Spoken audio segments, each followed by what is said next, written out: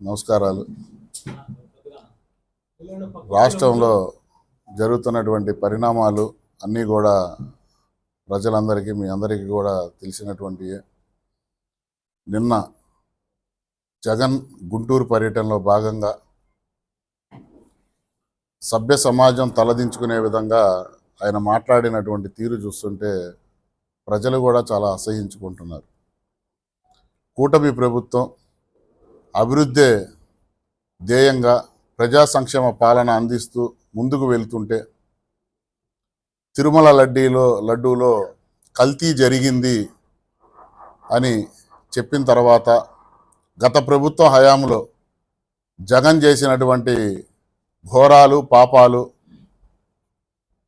ప్రజలకి వివరించే విధంగా కూటమి ప్రభుత్వం బయటికి తీసుకొస్తే భయపడిపోయి ఎక్కడ కూడా లడ్డూలో కల్తీ జరగలేదని చెప్పేసి ఇంకా బుకాయించుకుంటున్నారు.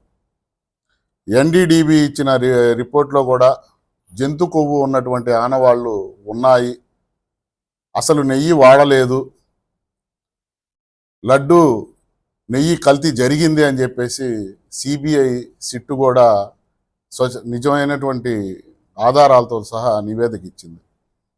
నివేదిక ఇచ్చిన తర్వాత కూడా ఇంకా వైసీపీ వాళ్ళు జరగలేదని చెప్పేసి ఈ విధమైనటువంటి ప్రచారాలు, అలాగే ఈ రాష్ట్ర ముఖ్యమంత్రి నారా చంద్రబాబు నాయుడు గారు, ఉప ముఖ్యమంత్రి పవన్ కళ్యాణ్ గారు ఇరువురు క్షమాపణ చెప్పాలని చెప్పి ఒక కొత్త నాటకానికి తెరలేపారు. ఎట్టి పరిస్థితుల్లో కూడా ఎవరైతే తిరుమల లడ్డూలో కల్తీ జరిగినటువంటి దోషులు ఉన్నారో వాళ్ళందరినీ కూడా చట్టం ప్రజల ముందు నిలబెట్టిద్ది, చట్టరీత్యా వాళ్ళని శిక్షింపబడతాము అనటంలో ఎటువంటి సందేహం లేదు. అలాగే ప్రజలకు తెలియజేసే విధంగా కూటమి ప్రభుత్వం రాష్ట్ర వ్యాప్తంగా కూడా తిరుపతి లడ్డు కల్తీ జరిగిందని ఫ్లెక్సీలు వేశాం. ఈ ఫ్లెక్సీలు వేసిన తర్వాత జగన్మోహన్ రెడ్డికి వైసీపీ నాయకులకి ఒంట్లో వణుకు మొదలయ్యి ఆ ఫ్లెక్సీల మీద సంస్కారం లేదా సంస్కారహీనులు అని చెప్పేసి ఏవేవో పెద్ద మాటలు మాట్లాడుతున్నారు. గత వైసీపీ ప్రభుత్వంలో సిద్ధం సభల్లో ఈనాటి ముఖ్యమంత్రి నారా చంద్రబాబు నాయుడు గారు, అలాగే ఉప ముఖ్యమంత్రి పవన్ కళ్యాణ్ గారు పోలినటువంటి బొమ్మలు పెట్టి వైసీపీ గంజాయి బ్యాచ్తో ఆ బొమ్మల్ని కొట్టించి కాళ్ళతో తన్నినప్పుడు నీ సంస్కారం ఏమైంది అని అడుగుతున్నాను. ఆ రోజు ఆనందపడింది ఈ జగన్మోహన్ రెడ్డి, ఈ వైసీపీ నాయకులు కాదా అని మేము అడుగుతున్నాం. అలాగే అంబటి రాంబాబు ఆయన తిట్టిన తిట్లు కావంట, అవి ఆయనకి ఆనందాన్ని ఇచ్చినాయంట. అంతటి పవిత్రమైనటువంటి వ్యాఖ్యలు అంబటి రాంబాబు మాట్లాడారని చెప్పి జగన్మోహన్ రెడ్డి కితాబిస్తున్నాడు. అంటే ఆయనకి బూతులు అంత వినసొంపుగా వినిపించాయని మేము అడుగుతున్నాం. గౌరవ ముఖ్యమంత్రి నారా చంద్రబాబు నాయుడు గారిని ఆ విధంగా మాట్లాడితే మరి ఎందుకు తెలుగుదేశం పార్టీ నాయకులకి వాళ్ళ నాయకుడిని తిట్టినప్పుడు కాస్త ఉగ్ర రూపం దాల్చడం సహజమే.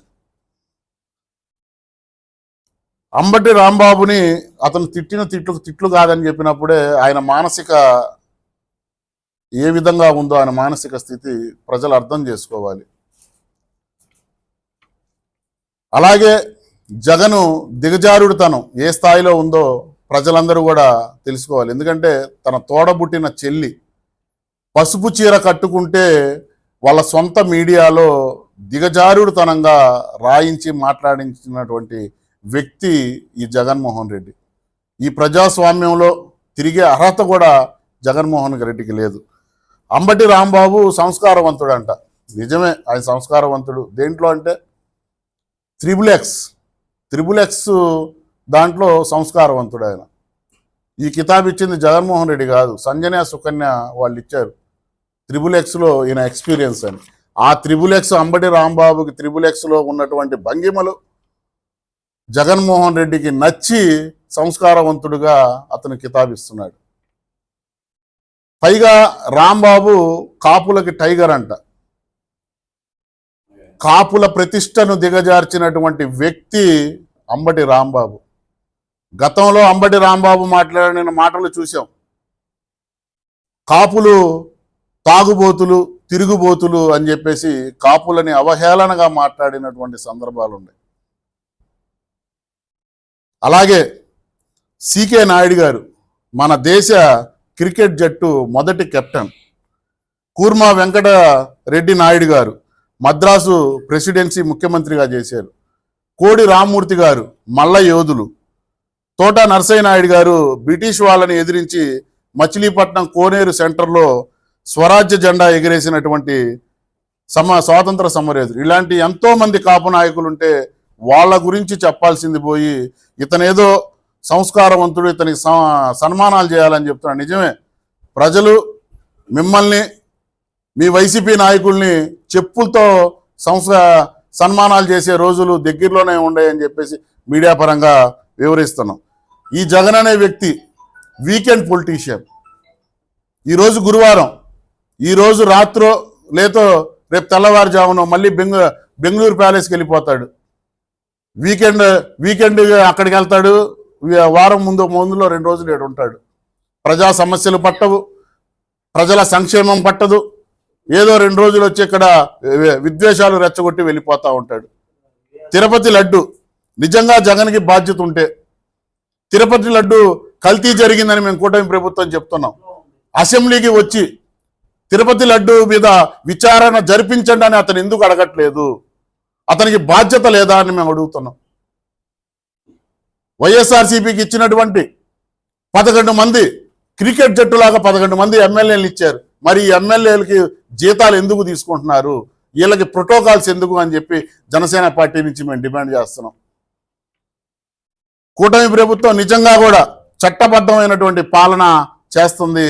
ప్రజలకు ఉపయోగపడేటటువంటి ప్రజా సమస్యలు తీర్చి ఈ రాష్ట్రాన్ని అగ్రంగా ఆర్థికంగా ముందుకు తీసుకువెళ్ళి ఈ రాష్ట్ర నిరుద్యోగ యువతకి ఉద్యోగ అవకాశాలు కల్పించే దిశగా ఈ కూటమి ప్రభుత్వంలో ముఖ్యమంత్రి నారా చంద్రబాబు నాయుడు గారు అలాగే పవన్ కళ్యాణ్ గారు కూడా ఇద్దరు కూడా ఈ రాష్ట్ర అభివృద్ధికి సహకరిస్తున్నారు. అలా కాదు, మేము విద్వేషాలు రెచ్చగొడతాం, ఈ రాష్ట్రంలో కుల మతాలు రెచ్చగొడతాం అని జగన్ గనక అదే విధంగా ప్రవర్తిస్తే కూటమి ప్రభుత్వం చూస్తూ ఊరుకోదు. మిమ్మల్ని ఈ రాష్ట్రం నుంచి తరిమి కొట్టే విధంగా ప్రజలు ముందుకు వస్తారని చెప్పి, ఈసారి మీకు 11 సీట్లు కాదు, గత ప్రభుత్వంలో మీకు 151 సీట్లు వస్తే 5 ఎగరగొట్టారు మీరు మాట్లాడినటువంటి బూతు మాటలకి. ఈసారి ప్రజలు మీకు 1 ఎగరగొట్టి 1 ఇవ్వడానికి సిద్ధంగా ఉన్నారని చెప్పి జనసేన పార్టీ నుంచి హెచ్చరిస్తున్నాం. ముందు వైసీపీ నాయకులు నోరు అదుపులో పెట్టుకోండి. అదుపులో పెట్టుకొని ప్రజల సంక్షేమం కోసం, ప్రజల సమస్యల కోసం అసెంబ్లీలో మాట్లాడే విధంగా మీరు ప్రవర్తించాలని చెప్పి జనసేన పార్టీ నుంచి డిమాండ్ చేస్తాం.